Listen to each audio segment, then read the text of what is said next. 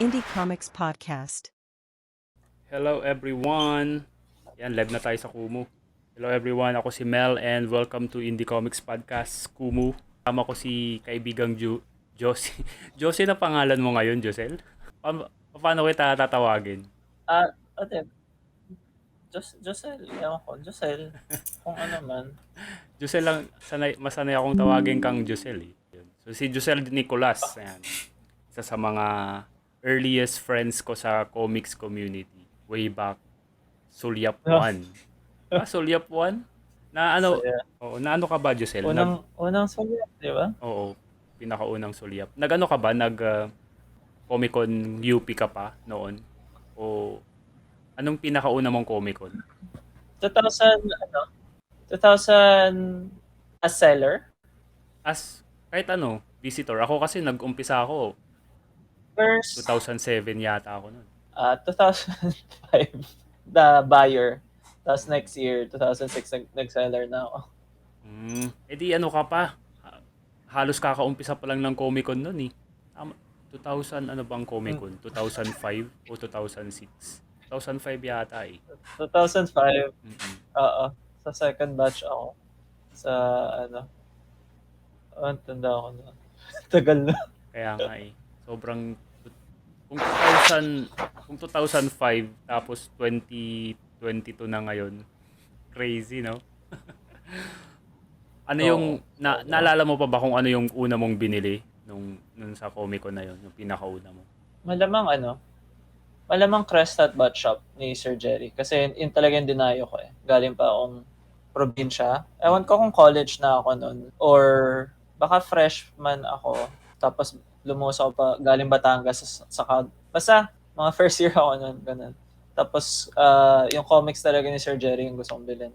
So, bumili din ako ng iba. Ganun. Pero yun yung una kong pinuntahan. Tapos parang sa UP Pahina Alumni pa to. Tapos parang wala pa yata 20 minutes lumabas na ako, tapos nagbabasa na lang ako kasi wala masyadong magagawa eh. Oo, alam ko nung time na yon, kukunti lang din yung mabibili. Mga indie comics tas mga mainstream na konti. Sa Comic Odyssey, yung mga tig 20 pesos, di ba? Yun yung mga binili ko noon eh. Naubos na yung pera ko sa Sir Jerry mo na. Buhay pa yung comics mo na yon, Giselle? Nandiyan pa rin, somewhere. Nandyan lang. Hindi ako magaling na collector eh. Medyo madami na ako nawala throughout the years kasi pinapahiram ko or ang dami ko nilipatan na tirahan. So, nawawala lang. Pero, yung una kong binentang comics, nakakita pa ako ng kopya sa bahay eh. Yung mga flyer na pinamimigay ko ng pangit. Nakadampot pa ako san-san. So, weird. Grabe, no? Nung time na yon, ang goal ko lang talaga mag-observe, pero napabili din ako noon eh. Ang binibili ko doon yung alam mo yung DC superheroes na tatluhan, yung tatlong story na Ano yan? yung locally published Action comics ba? DC, parang yung mga Superman Birthright, yung Justice League, tapos may isa pa, tatlo sa isang booklet na maliit. Tapos binebenta nila ng 3 for 100. Yun yung binabasa ko noon kasi sobrang bargain eh. Ang dami ko nang mabibili sa 100 pesos. Ayun. So nung time pala, hindi ko alam. Meron. Kasi kino-collect ako dati nung bata yung Marvel na yung may ads pa ng mga photos, mga ganun. Ano din yun? Locally 20 pesos sa newsstand. Mga reprint ng Marvel kasi may mga Weapon X ako, tapos hindi naman Weapon X yung title, Wolverine lang, tapos iba yung cover. Tapos iba yung papel, tapos may ads ng Frutos, mga Goya. Oo nga. Nakikita ko rin yun, yung pangit pa yun. Tama ba? Newsprint yung paper niya, hindi glossy. O iba yun?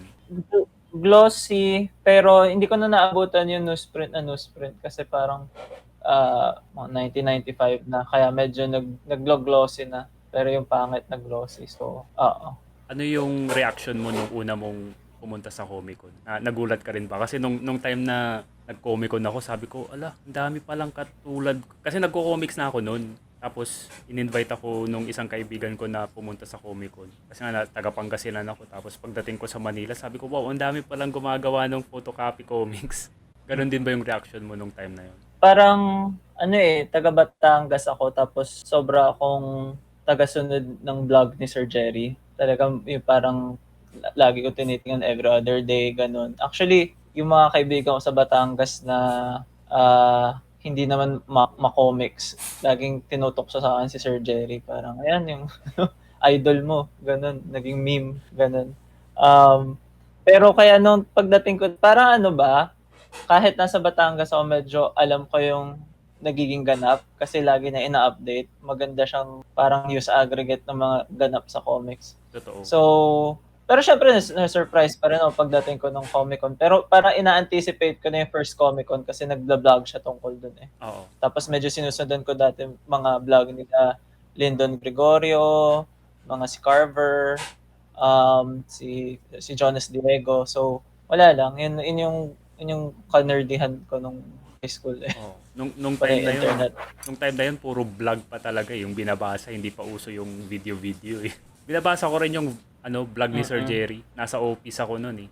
Hindi nga ako nagtatrabaho, nagbabasa lang ako ng mga vlog ni Sir Jerry. Naalala ko pa nga yung sobrang strong yung opinion ni Sir Jerry about manga style. Alaalala mo yun?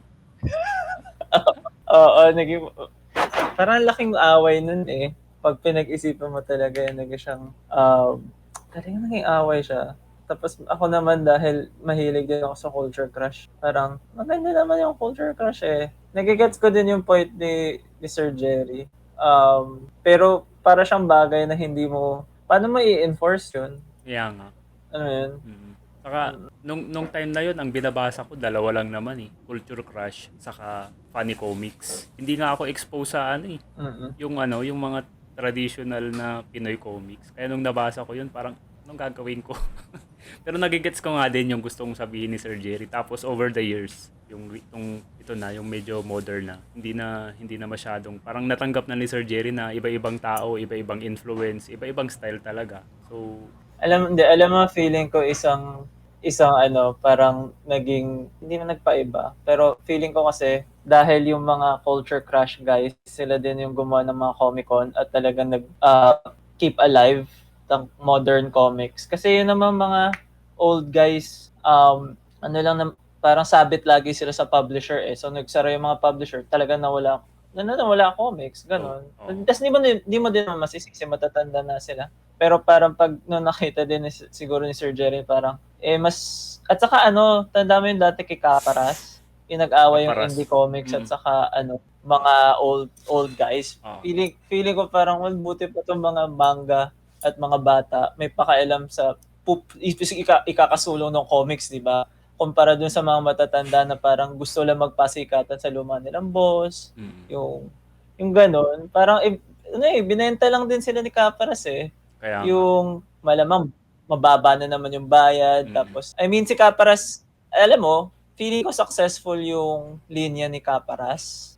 Kasi malakas yung kanilang distribution sa malamang sa mga probinsya. Oo. Pero hindi siya sustainable na ethical kasi wala akong pruweba pero feeling ko dirt prices pa rin yung binabayad kasi yun yung modelo, di ba? Yun yung modelo sa mga old guys Oo.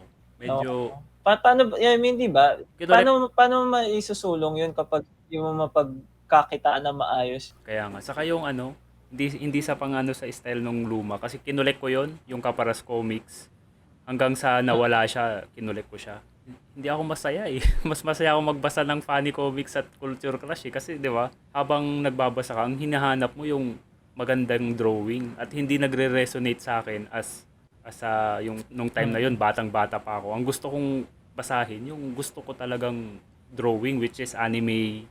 Actually cartoons nga binabasa ko rin yung mga alam mo yung mga lumang cartoons, yung MIB, Godzilla, mga Jackie Chan Adventures. Hindi naman yun anime style pero gustong-gusto ko siyang panoorin at kung halimbawang magkakaroon ng comics na ganun yung style, babasahin ko yun kasi gusto ko yung pagkakagawa Hindi ko talaga gusto yung recently na style ng pagko-comics.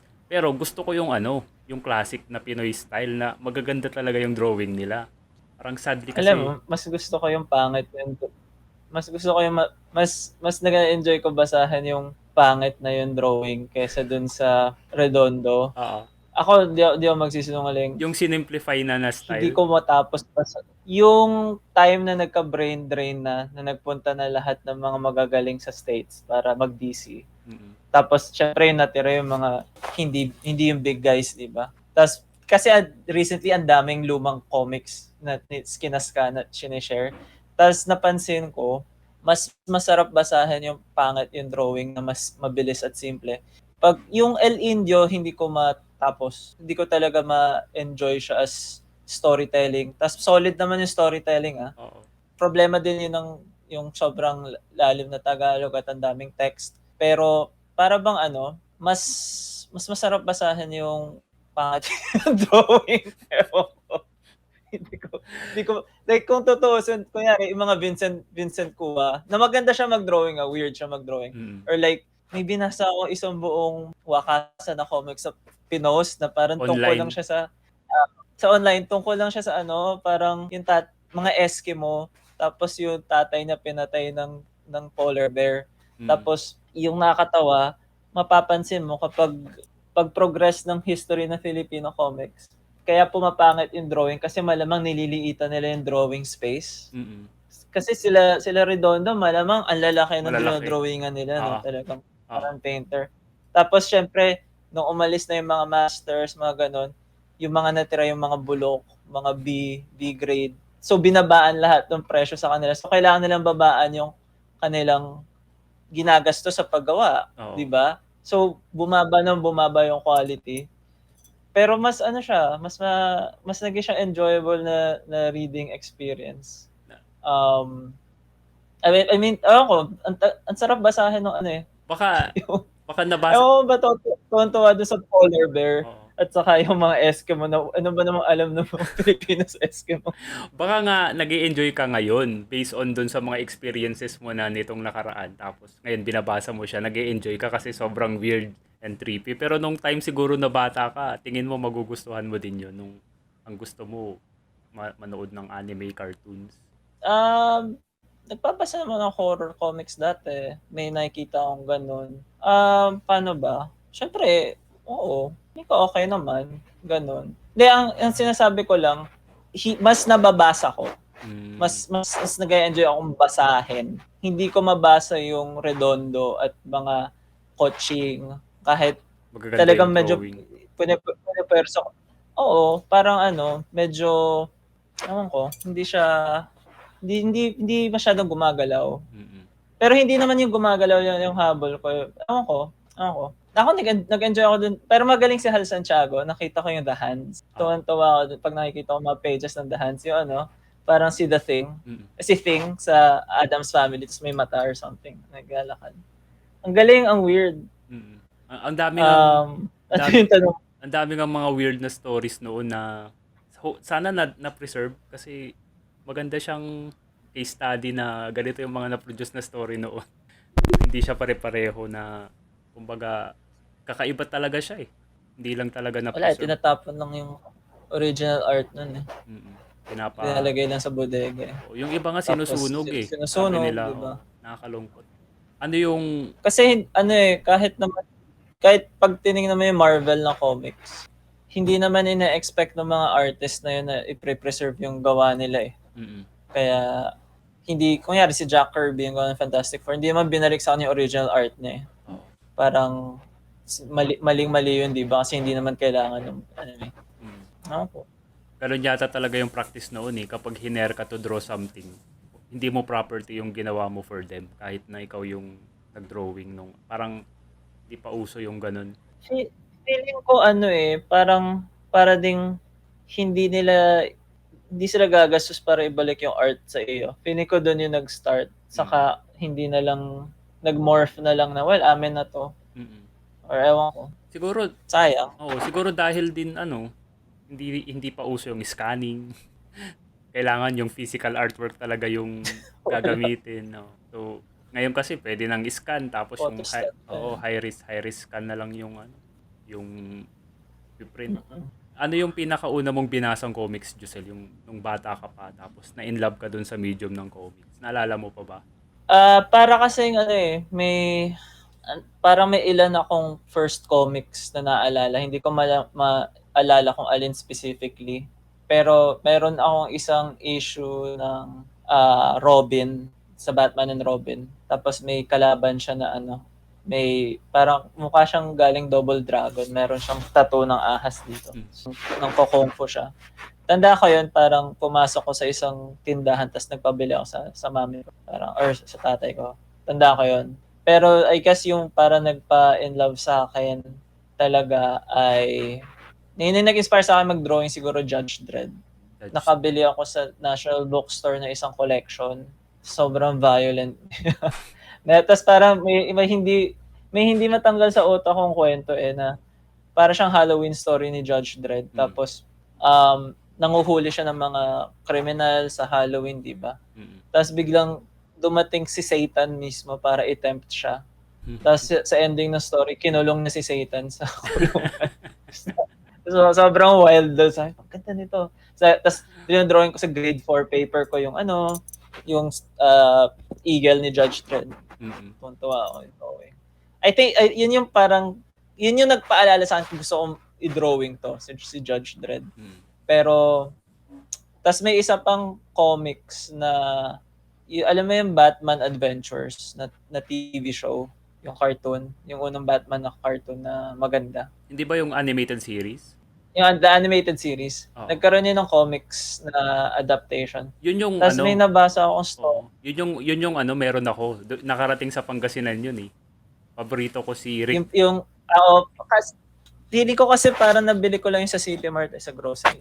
Pero merong issue na yung sino yung kalaban na yun? May puppet siya na nagsasalita na gangster. May ganun siya parang puppeteer na. Tapos parang tanda ko yung ending ng story. Binaril yung puppet, tapos dumudugo siya ng dugo. Tapos parang traumatized ako. Katakot. Bakit yung puppet dumugo? Parang yung character yata na yun, yung puppet yung nagko-control doon sa tao eh. Parang ganun yung gusto nilang sabihin eh. Ganda ng art. Gusto kong bilhin uli eh. Naalala ko yung artist nung mga nabili kong ngayon, Batman Adventures, yung si Rick Burchett. Kasi tandang-tanda ko yung pangalan kasi kapag iba yung nag-drawing, hindi kasing ganda yung paneling, yung mas maganda yung mga gawa niya. Siguro 3 or 4. Ang galing na no, para kasing hindi mo na-expect na maganda yung ganung comics. Tapos kasi parang tie-in lang siya sa TV show, di ba? Parang ganda din. Pero pag pinag-isipan mo, sobrang ganda, di ba? Saka yung isang issue, tapos para siyang isang episode nung Batman The Animated Series na cartoon. So, ayun. Hanggang ngayon, buhay pa. Nasa Pangasinan yung mga kopya ko nun. Mga early comics. As in, yun? Ilang beses ko siyang binasa kasi nga sobrang scarce ng comics sa amin eh. Hindi naman ako nakakabili katulad. Siguro kung dito ako lumaki sa Manila, bili ako ng bili. Pero konti lang nakakarating na comics doon eh. Yung time na yun. Tapos kailan ka nag-try, Josel, na gumawa ng sarili mo na comics? Yung seryosohan, yung hindi yung sa likod ng notebook, ganun. Yung nanay ko dati, dahil di ba pag chine-check yung notebook sa end ng period, yung gagradean yung notebook mo kung pag nagsulat ka. Yung nangyayari, nagdodrawing ako sa likod. Mas madami yung drawing. Aabot sa So ginagawa na nanay ko, stapler niya para hindi makita ng teacher. Tapos parang, hindi parang, naiisip ko nga, hindi ganun ka-supportive yung nanay ko sa... Kasi feeling ko magaganda yung drawing na yun eh. Feeling ko weird na mga drawing yun, sana na-preserve.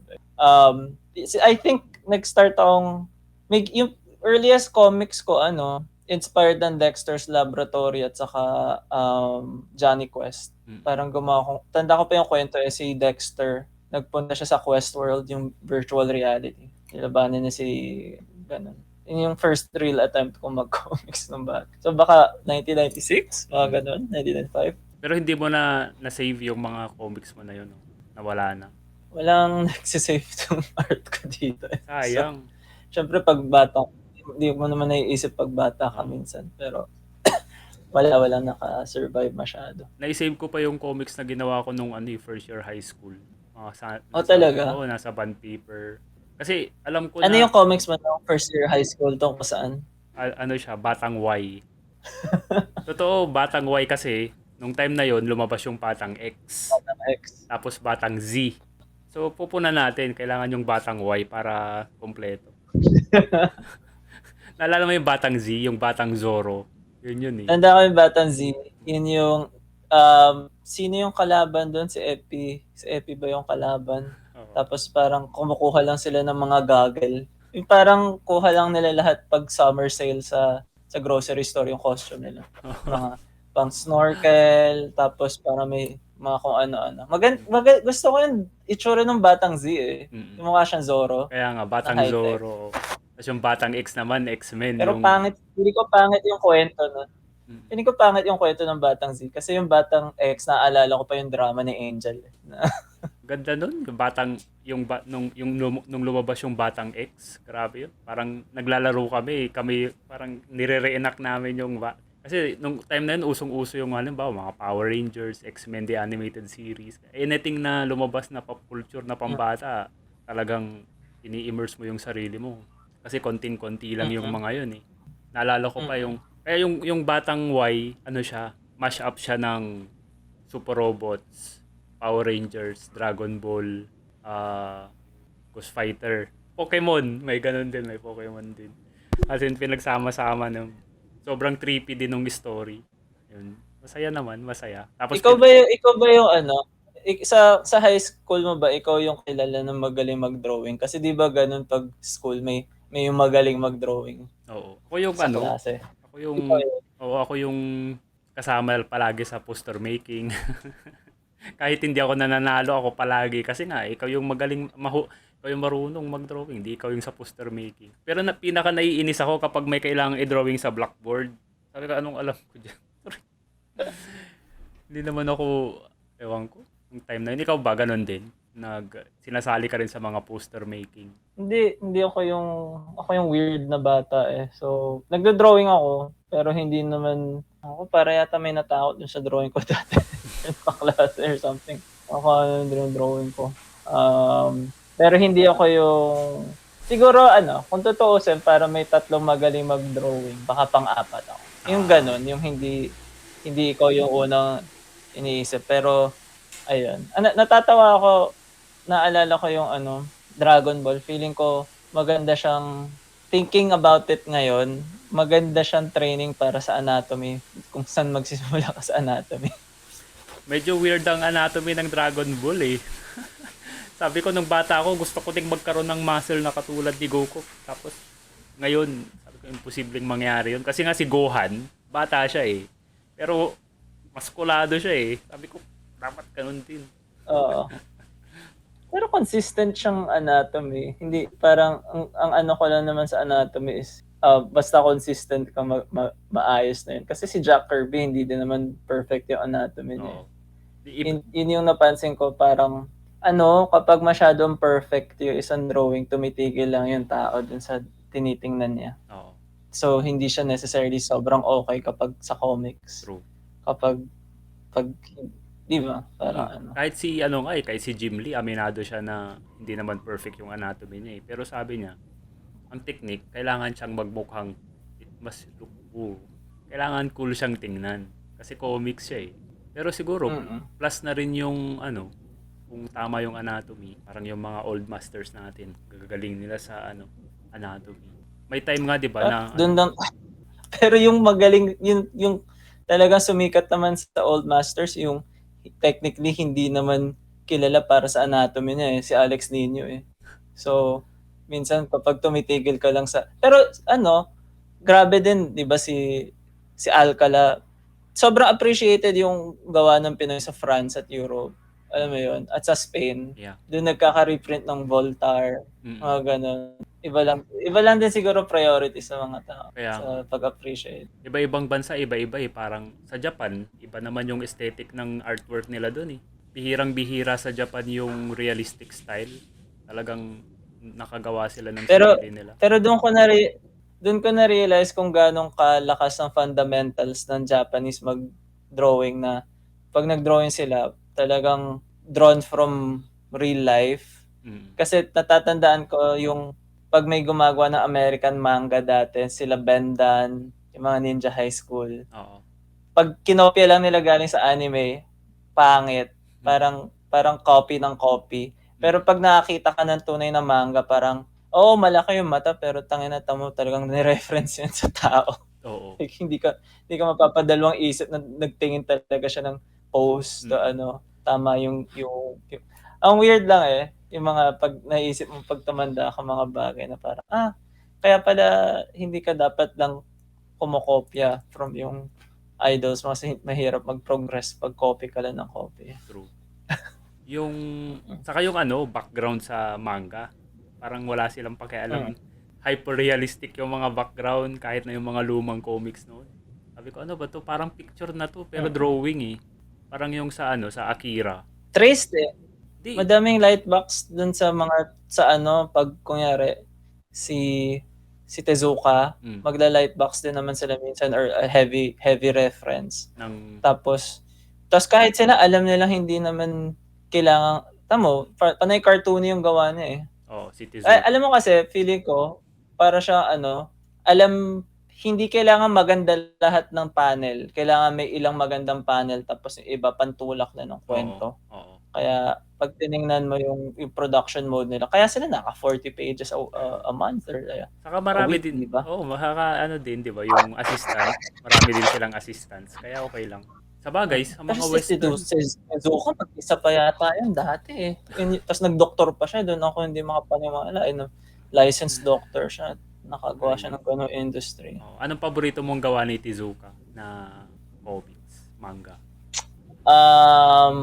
Ilan lang yung nabasa ko talaga. Nabasa ko yung Ayako, yung parang Russian novel na weird. Tapos yung Dororororo, yung maganda, yung parang Cursed Samurai na story. Nabasa ko yung first volume nun.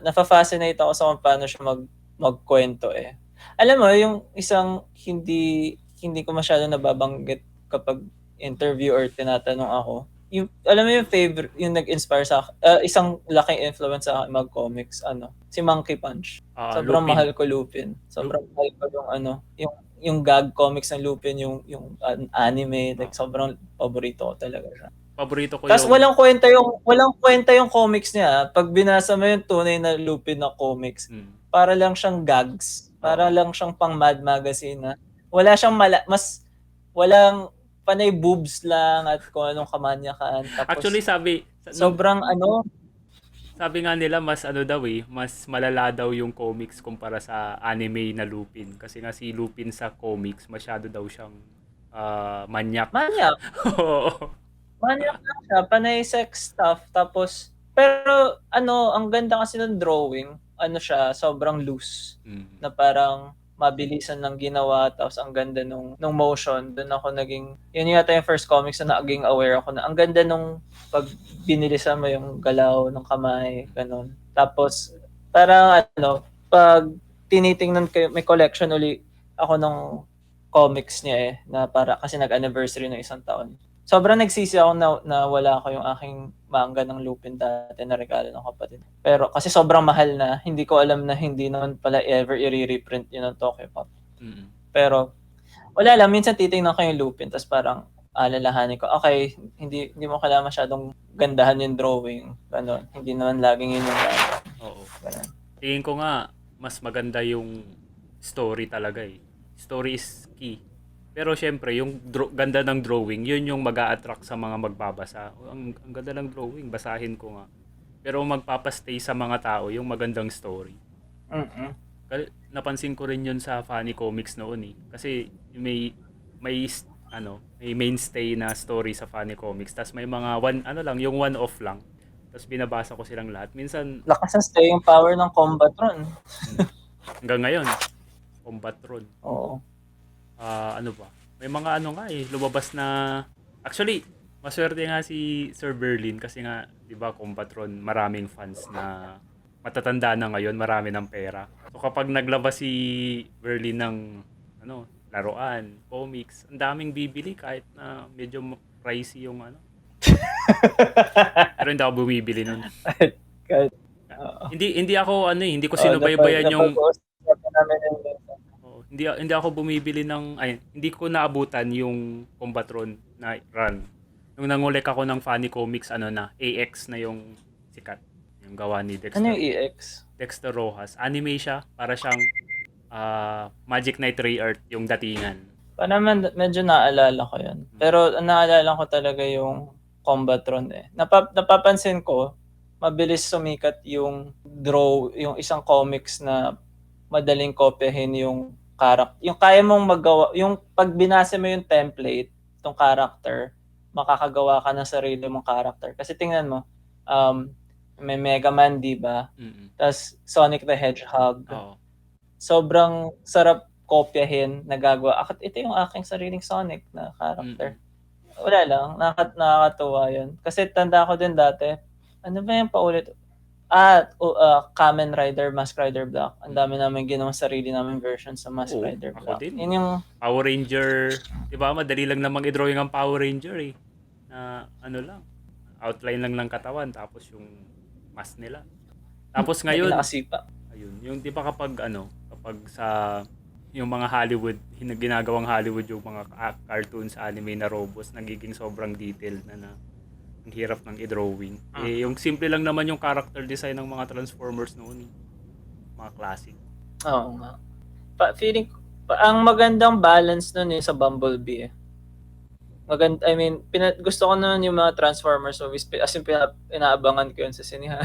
Kasi para kami tanga nung kaibigan ko. Kasi pangit naman talaga mga sine. Pero mag-aano kami. Ayan. Hindi man IMAX, pero yung 4D surround. So, parang ito na be, manonood na tayo ng katangahan na to. Tuwan-tuwa lang ako. Pero yung genuinely na maganda ay yung Bumblebee. Tuwan-tuwa ako sa story na yun. Kasi mukha na lang yung dating Transformers eh. Oo. Like, sinimplehan lang nila. Yung Bumblebee na pelikula, na movie, yung bago lang. Yung solo. Oo. Mas okay nga yun. Pero hindi na nagtuloy-tuloy. Tapos puntahan natin naman yung ginawa mong comics nung sa Sulyap. Yung Windmills na ba yung ginawa mo nun? O may mga previous ka pang ginawa bago yung Windmills?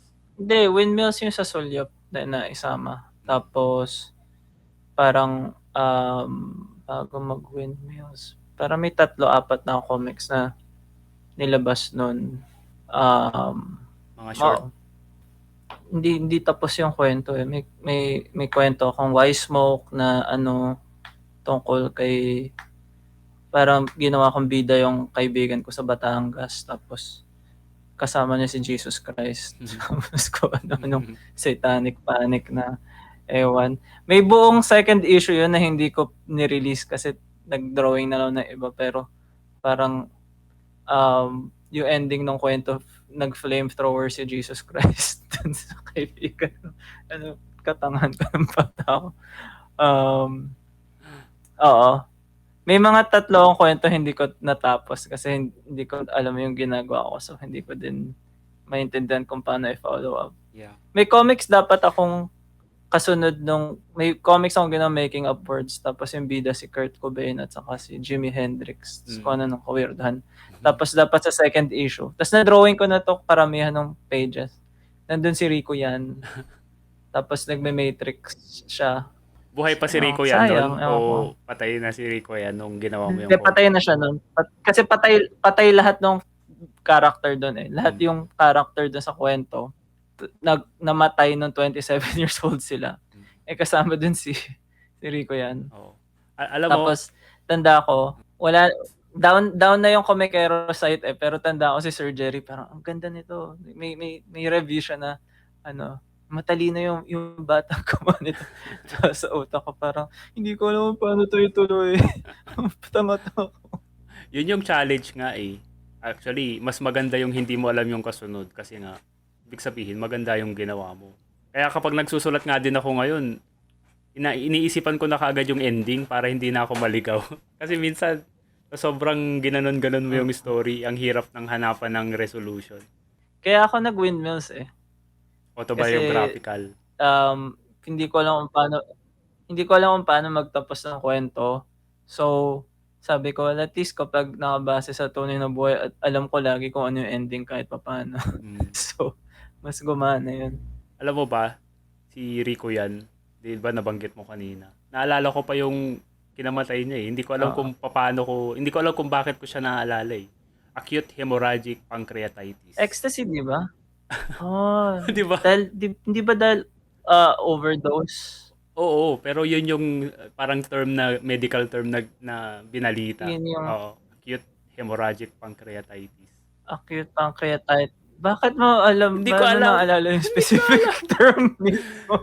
Sa sobrang tagal na nung time na namatay siya, naalala ko pa rin hanggang ngayon. Ang weird.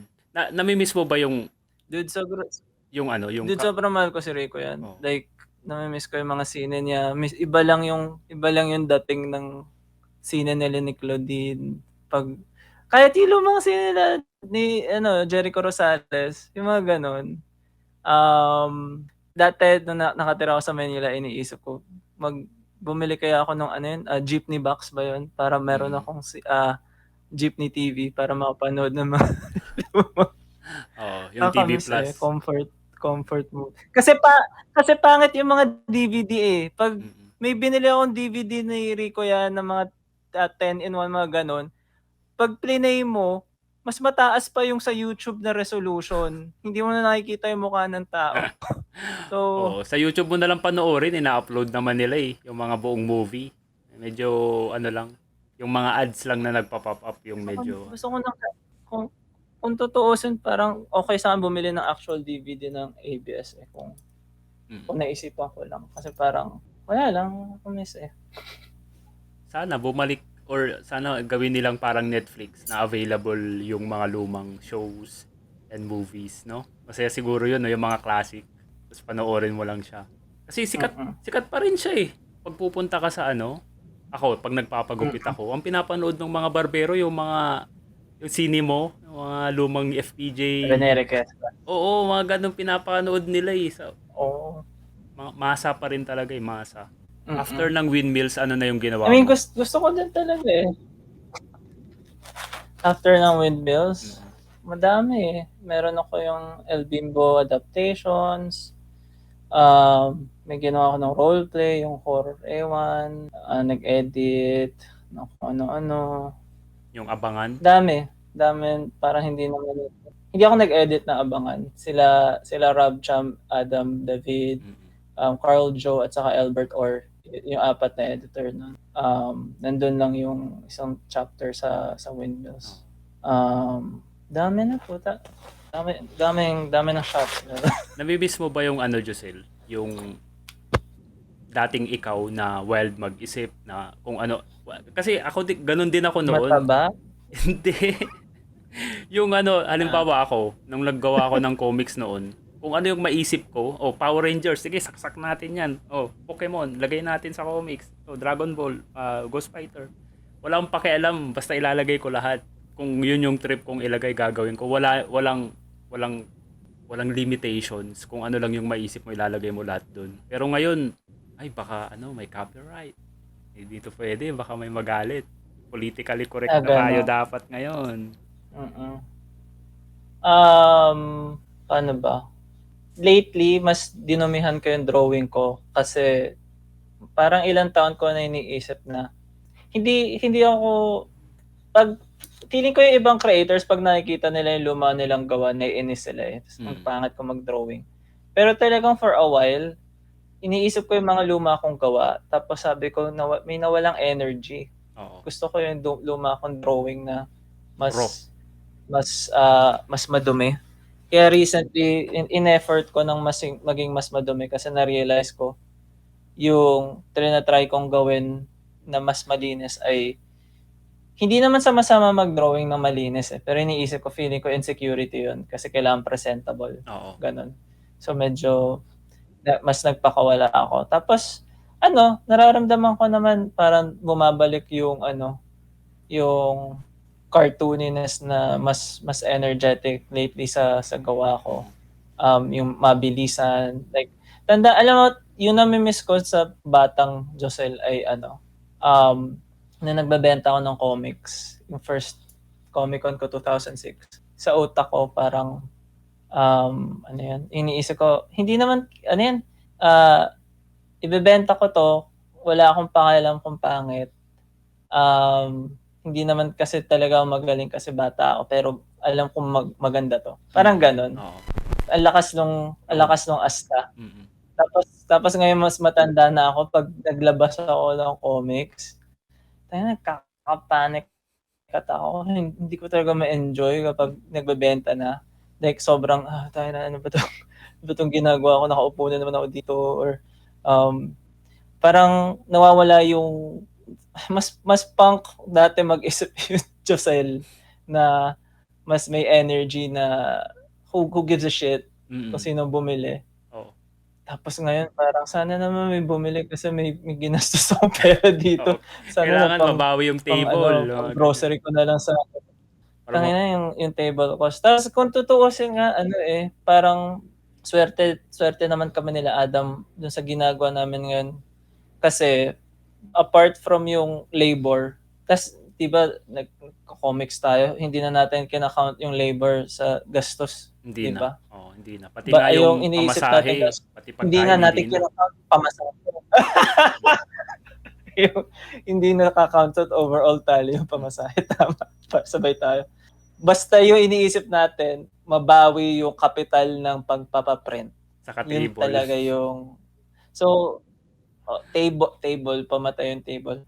Pero swerte kami nila Adam dun sa AGW ngayon, kami ni Adam at si Apple kasi technically sobrang konti pa ng money out namin at nasusuportahan naman kami sa naiilang tao sa Patreon, kaya laki na pasasalamat namin dun kahit sobrang patay ng Patreon namin.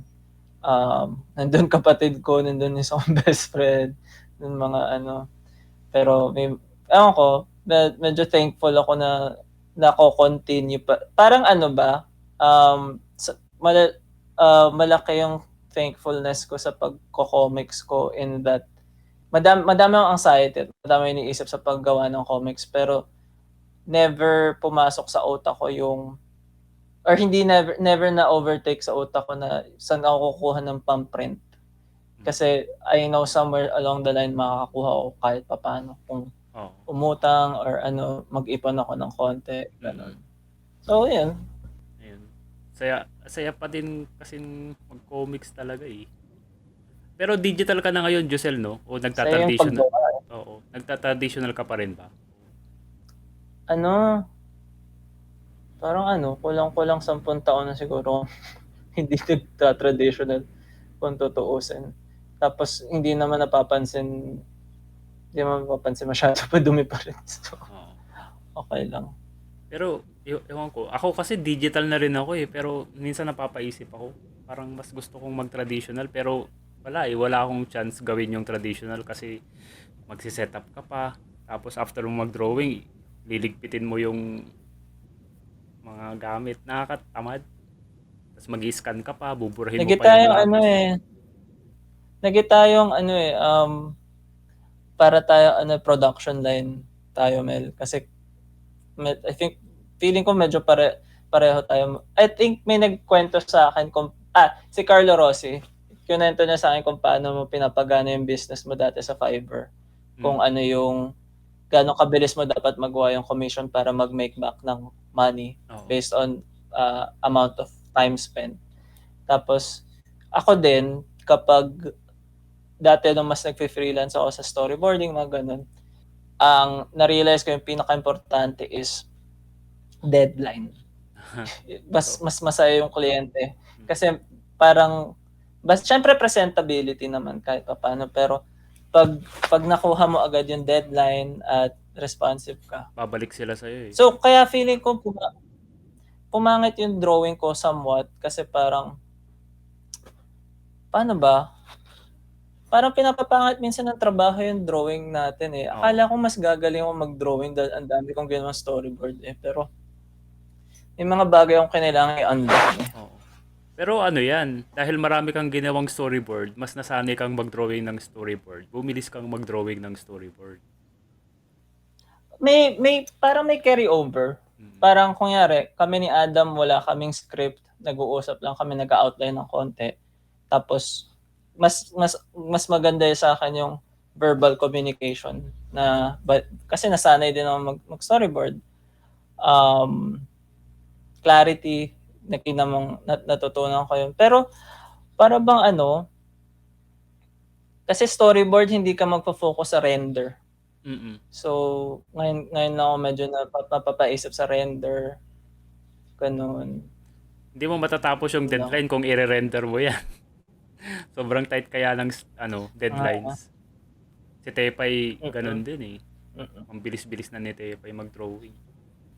Sino yung mga Pero kasi, ay sige. Di ba pag nasanay kang panay mabilis, tapos pag bumalik ka sa work mo, tapos hindi naman kailangan mabilis, may ganun may nawawala Mm-mm. Hindi naman sa sinasabi kong pumapangit, nag-iiba.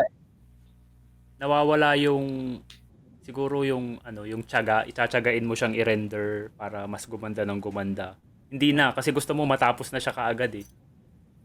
Sino yung mga idol mo sa comics, Josel, yung local and foreign? Alam ko si Bong, gustong-gusto mo yung gawa ni Bong eh. Sino pa? Sir Jerry yung parang sobrang mahal ko yung gawa. Sobrang as in, sobrang laki ng utang na loob ko kay Sir Jerry kasi hirap ng high school daming drama sa buhay. Tapos parang ngayong mas matanda ako na-realize ko, kaya ako sobrang dumikit sa comics. Kasi parang escape ko yun sa mapangit na home life. Ganun, sa mapangit na high school life. Mm-hmm. Parang, ganda, parang ito yung hobby, passion, ganun. So, si Sir Jerry, nakakatawa nga parang feeling ko naman yung favorite kong comics talaga na Crest Hot Bot Shop. Sobrang importanteng comics para sa akin. Feeling ko sobrang importanteng comics period. And then Elmer, and Wasted din, sobrang important, pero feeling ko hindi na siya kasing, mahirap na siyang basahin ngayon. Mm-hmm. At saka mahirap basahin mas matanda. Kasi feeling ko pag nakarelate ka kay Eric na matanda-tanda ka, parang baka hindi masyadong maganda yung situation mo sa buhay. Tapos hindi naman yung judgment dun sa work.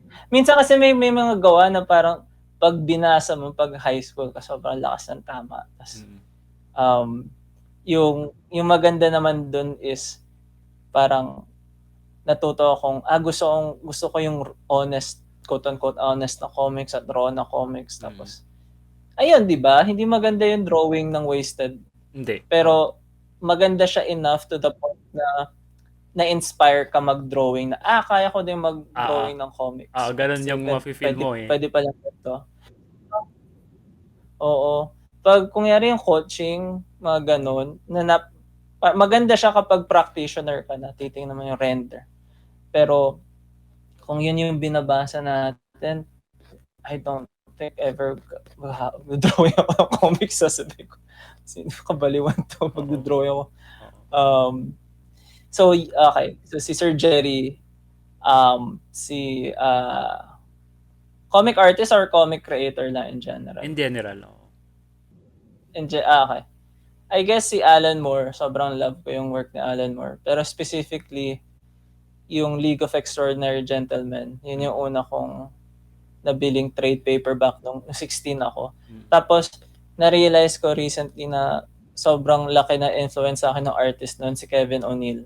Tapos, lately nga, lahat ng yung ginagawa ko ngayong comics, ang dami kong crib kinukuha kay Kevin O'Neill kasi parang na-fascinate uli ako sa inking Natuwa ako sa inking dahil ni Sir Jerry kasi inker siya, so try ko i-model yung sarili ko, mag-i-inker din ako. Pero lately parang hindi na uso inking, di ba? Mas colored na ng bata. Yung mga penciler, kinukuha na rin nila yung yung inking So colorist na lang yung naiiwan. Oo. Or sila na yung nag-ink mismo na digital ink. Or naka-brush pen sila. Na technically mas maganda naman pag ini-ink mo yung sarili mo sometimes. Pero iba na yung techniques ng inking, ng coloring, gano'n, ng printmaking. Pero lately, sobrang natutuwa lang ako magtingin ng lumang inkers. Tapos, Kunyari, si Sir Jun Lafomia, binebenta yung mga luma niyang comics ng kanyang, si Jojo Lafomia, yung anak niya yata, di ba? Oo. Tapos, parang collections ng mga Neil Adams. May binili akong collections ni Neil Adams at saka Alex Toth Mm. at saka collection na Vampirella. Kasi yung artist Ortiz at something. Tapos, yung mga comics na to, hindi sila well-maintained. Kasi parang sobrang brown na ng papel. Tapos, hindi siya hindi siya collection. Isa siyang reference siya malamang ni Jun Lofomia nung gumagawa pa siyang comics. Kasi talagang sobrang gato-gato na siya. Pero nung pagbukas ko ng Vampirella, tapos never namang nagbasa ng Vampirella eh. Like, ang alam ko na sexy siyang babae. Ganun. Oo. Tapos pagbukas ko, puta, dun ko nakita palang gumawa ng gradient gamit ng ink. Tapos di ko sobrang nabaliw nung naisip ko yun. Parang, may inking techniques na mukhang soft. Soft lang yung ink. Paano nangyari yun? Kasi ano siya? yung Wash? dating influence ko, Wash yun? O yung hatching? O yung Hindi. pointillism? yung hatching. Kasi dati nakokornea na ako sa hatching eh. Ngayon tuwan-tuwa na ako sa hatching. Matagal gawin yun. Yung pang-hatching yun. So, tuloy na lang natin yung pinag-uusapan natin kanina, yung gradient. So, yung hatching, di ba? Okay. Hatching. So, tirinay mo na rin yung hatching, Josel, sa gagawa mo ngayon? Yung sa bagong issue ng Hiwaga, sobrang kasi black and white lang siya. Yung first issue may painting dun eh. Pero sa second issue, trinay kong full inks lang lahat. Tapos, masaya naman ako sa kinalabasan. Parang, medyo, nung time na gumagawa ko ng comics, yung mukat, talagang ink, traditional all the way. Pati yung ultimo yung dialogue. Ako yung kasi nga wala akong computer eh. So lahat traditional. So doon ko na-appreciate yung inking talaga ng as a medium. Nasubukan kong trinay ko lahat. Yung pilot na technique. Ano nang tawag doon? Yung pilot na nabibili. Tapos ballpen.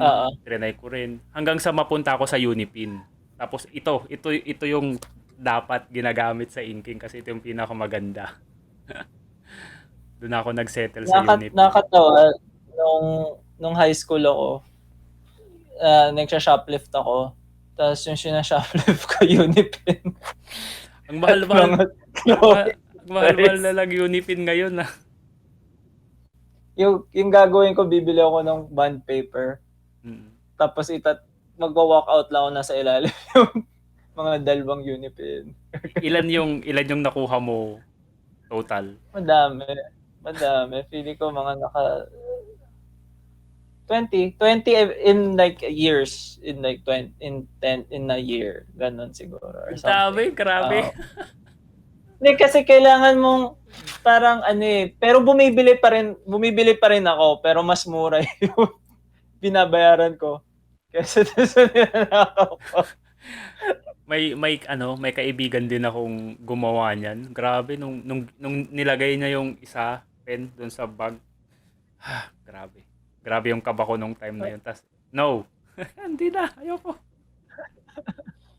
Pero ang mahal-mahal ng Unipin. Pero nakadami akong Unipin noon dahil yun nga yung pinakamagandang gawin sa pag-i-inking. Na-engganyo ka ever sa Rotring, yung refillable na ganun? Nag-transition ako kasi yung course ko nung college, drafting. So, gumamit kami ng technical pen. At sabi ko, wow, hindi ko na kailangang bumili. Hello, Josel. Hello. I'm sorry. Okay. So, kailangan na natin tong nagluloko ng internet ko.